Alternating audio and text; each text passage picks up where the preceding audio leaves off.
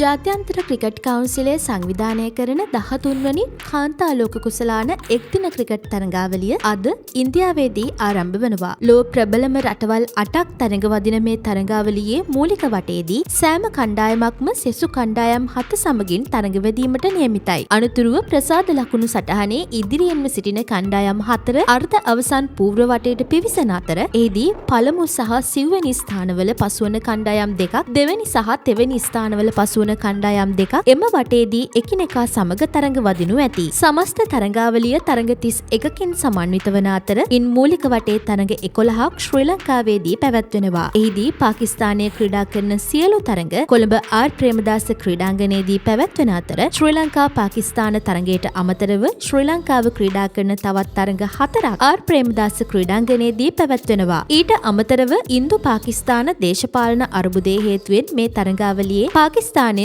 අවසන් පූර්ව වටේට හෝ අවසන් තරඟයට සුදුසුකම් ලැබුවොත් එම තරඟයද ශ්‍රී ලංකාවේදී පැවැත්වෙනු ඇති. තරඟාවලිය ආරම්භ කරමින් සම සත්කාරකයන් වන ඉන්දියාව සමගින් ශ්‍රී ලංකාව අද පස්වරු 3ට තරඟ බිමට පිවිසීමට නියමිතයි. අනතුරුව යලි ශ්‍රී ලංකාව බලා පිටත් වන චම්මරි ප්‍රමුඛ කණ්ඩායම මෙරටදී ඕස්ට්‍රේලියාව, එංගලන්තය, නවසීලන්තය සහ දකුණු අප්‍රිකාවට එරෙහිව තරඟ වදින අතර යලිත් ඔක්තෝබර් 20 වෙනිදා බංගලාදේශයට එරෙහිව මුම්බායිහිදී තරඟ වදිනු ඇති. අනතුරුව යලිත් ශ්‍රී ලංකා පිළ ඔක්තෝබර් 24 වෙනිදා ආර් ප්‍රේමදාස ක්‍රීඩාංගණයේදී මූලික වටේ අවසන් තරඟයට එක්වෙයි. මූලික වටේ තරඟ ඔක්තෝබර් 26 වෙනිදා දක්වා පැවැත්වෙන අතර අනතුරුව අවසන් පූර්ව වටේ තරඟ ඔක්තෝබර් 29 සහ 30 දෙදිනත් අවසන් මහා තරඟය නොවැම්බර් 2 වෙනිදාත් පැවැත්වීමට කටයුතු යොදා තිබෙනවා. මෙවර තරඟාවලියේ තරඟ 31 අතරින් 30ක්ම දිවා රාත්‍රී තරඟ ලෙස පැවැත්වෙන අතර පස්වරු 3ට ආරම්භ කිරීමට කටයුතු යොදා තිබීම විශේෂත්වයක්. එංගලන්තයේ සහ නවසීලන්තය අතර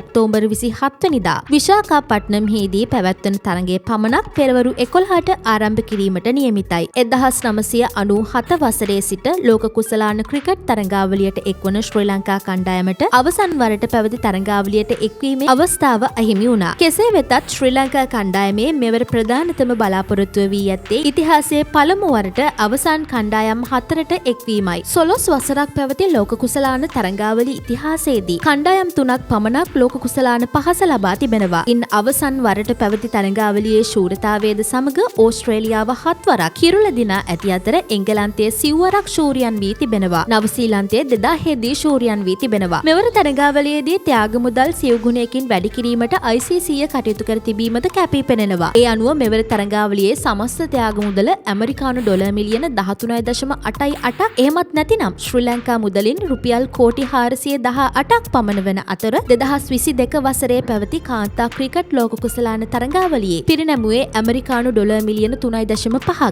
මෙවර ලෝක ශූරියන්ට ඇමරිකානු ඩොලර් මිලියන 4.48ක් හෙවත් ආසන්න වශයෙන් ශ්‍රී ලංකා මුදලින් රුපියල් කෝටි 135කට දැවැන්ත මුදලක් ත්‍යාගයක් ලෙස හිමිවනු ඇති. අවසන් වරට එසේත් නැතිනම් 2022 වසරේ ලෝක කුසලානයේදී ශූරියන්ට හිමි වූයේ ඇමරිකානු ඩොලර් මිලියන 1.32යි. අනුශූර කණ්ඩායමට ඇමරිකානු ඩොලර් මිලියන 2.24ක් එනම් ශ්‍රී ලංකා මුදලින් රුපියල් කෝටි 68ක් හිමි වුණා.